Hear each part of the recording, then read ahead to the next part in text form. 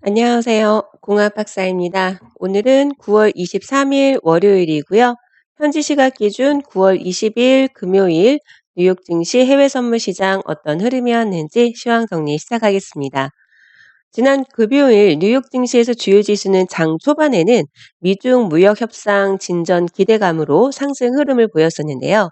중국 실무직급 무역 협상단이 예정되었던 미국 농가 방문을 전격 취소하면서 상황이 급변했습니다. 그래서 주요 지수도 하락세로 바뀌었는데요. 중국 협상단의 미국 농가 방문 일정은 쟁점 가운데 하나인 미국 농산물 구매 확대 등의 기대를 끌어올렸던 바 있는데요. 이를 취소하고 중국으로 돌아가면서 양측 협상에 차질이 있는 것 아니냐라는 우려가 급부상하게 된 것입니다. 거기다가 트럼프 대통령은 당초 부분 합의도 가능하다라고 했던 것에서 말을 바꿔서 중국의 미국 농산물 구매 확대만으로는 합의하기에는 부족하다. 그리고 지식 재산권 문제가 지속해서 주요 문제가 되고 있다라고 강조하면서 종합적인 합의를 원한다라고 말했습니다. 또한 오는 2020년 대선 전까지 무역 합의 굳이 할 필요 없어 등의 강경한 발언을 내놓으면서 불안을 자극했는데요. 마이크 펜스 부통령 또한 중국에 대해 계속 강경할 것이다 라고 말했습니다.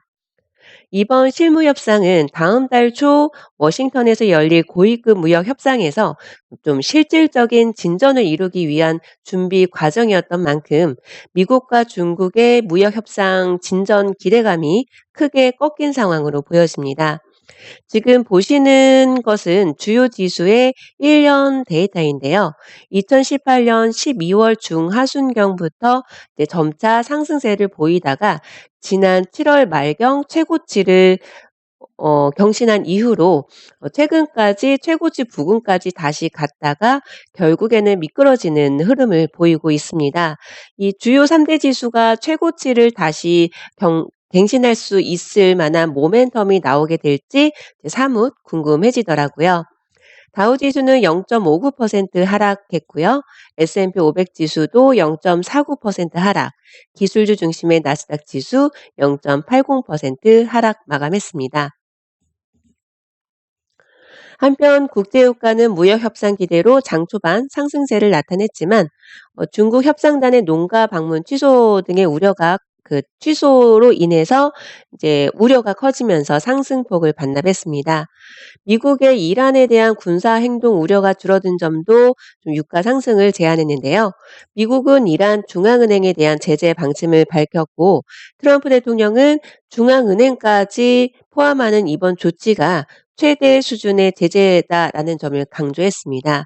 또한 텍사스 지역의 홍수에 따른 정유 설비 운용 차질로 원유 수요가 둔화할 것이다라는 우려도 유가 하락을 이끌었는데요. 다만 미국의 원유 채굴 장비 수가 5주 연속으로 감소세를 이어가면서 유가의 지지력이 되어준 것으로 보여집니다. 또한 미국의 이란을 향한 군사력 사용에 대해서는 계속해서 신중한 입장을 보이고는 있지만 지정학적 위험에 대한 부담은 지속되는 부분도 유가 흐름에 영향을 준 것으로 보고 있습니다. 오늘의 경제지표 발표 일정인데요.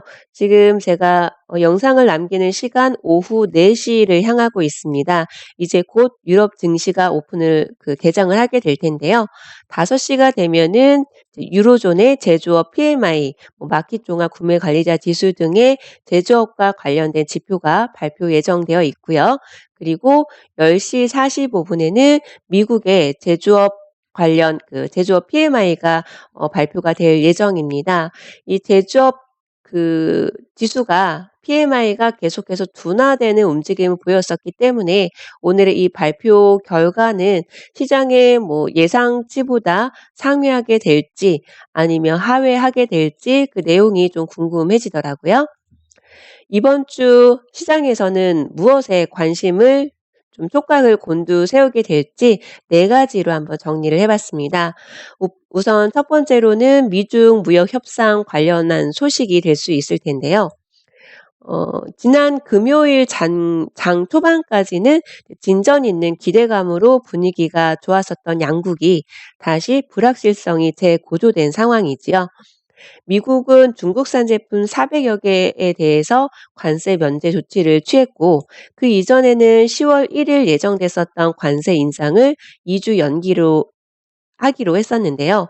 중국 또한 미국산 제품에 대한 관세를 면제하면서 좀 유화적인 움직임을 보여줬었지만, 지난주 금요일을 기점으로 해서 중국 실무협상단은 남겨진 일정을 취소하고 중국으로 돌아가 버렸고, 트럼프 대통령 또한 강경한 발언을 내놓는 등 또다시 시장은 무역 협상 관련 진전이 있던 기대만이 많이 꺾였고, 굉장히 불확실성이 고조된 상황입니다. 그렇기 때문에 10월 초에 예정되어 있는 미중 고위급 무역 협상을 앞둔 만큼 양국의 협상과 관련한 소식에 시장은 촉각을 곤두세울 수밖에 없는 그런 상황이 된 것 같습니다. 두 번째로는 연준 위원회 발언도 다수 예정되어 있다는 점인데요. 이에 따른 영향도 좀 생각을 해볼 수 있습니다. 지난주 연준은 기준 금리를 인하했지만 추가 완화에 대한 힌트는 내놓지 않았고, 연준 위원들 간에도 통화정책 관련해서 의견이 극명하게 나뉘고 있다라는 점도 확인이 되었는데요. 연준의 공격적인 경기 부양에 대한 기대는 다소 후퇴했고, 추가 금리 인하 가능성에 대한 시장의 전망도 엇갈리는 만큼 뉴욕 증시도 이에 영향을 받을 수 있을 것으로 보고 있습니다. 세 번째로는 이란을 둘러싼 이제 중동 정세인데요. 미국은 이란 중앙은행 제재 방침을 밝히면서 무력 사용에 대해서는 신중한 태도를 유지하면서 추가 무력 충돌에 대한 우려는 좀 다소 줄었지요. 이번 주에는 국제연합 총회가 열리는 만큼 이와 관련한 이슈가 좀 제기될 있을 것 같습니다. 이번 유엔 총회에서 트럼프 대통령과 로하니 이란 대통령과의 회동이 추진될 수 있다라는 전망이 있었는데요. 지난번 사우디아라비아 아람코의 피격 사건 이후로는 더욱 불투명해진 상황에 시장의 관심도 집중될 수 있을 것으로 보고 있습니다. 마지막으로 주요 경제지표 발표 결과인데요. 이번 주 적지 않은 주요 지표 발표가 예정되어 있습니다. 최근까지 둔화 신호를 보내고 있는 제조업 경기에 대한 추가 정보가 되어줄 9월 제조업 PMI가 핵심이 될 테고요. 또한 견조한 소비 상황이 이어지고 있는지와 최근 반등 조짐을 보이는 물가 압력이 강화됐을지를 가늠할 수 있는 8월 개인 소비 지출과 물가 지수 등 소비 관련 지표 또한 핵심이 될 것으로 보고 있습니다.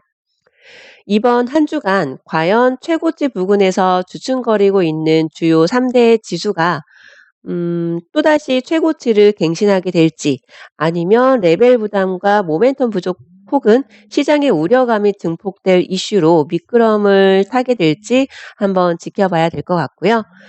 현재 시각 이제 크루드 오일 잠깐 한번 점검을 해보도록 하겠습니다.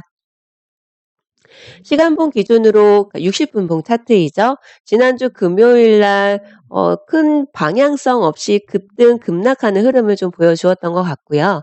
지금 현재 시간봉 기준으로는 TF존의 방향성이 서로 다르다는 거 알 수 있습니다.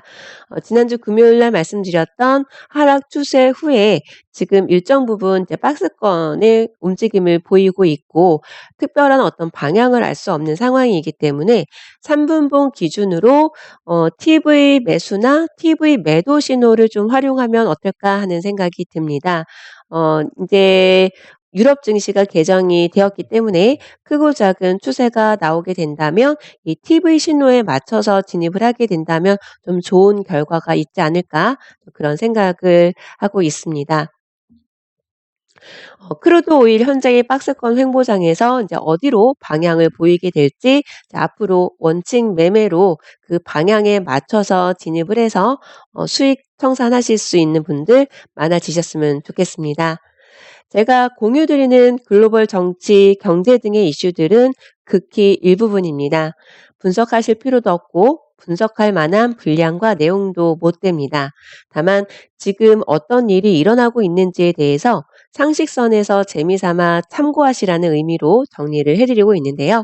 항상 내가 배운 기술 그대로 원칙 매매를 지켜야 한다는 것에 집중하시면 좋을 것 같습니다. 오늘도 성공 투자 응원 드립니다. 감사합니다.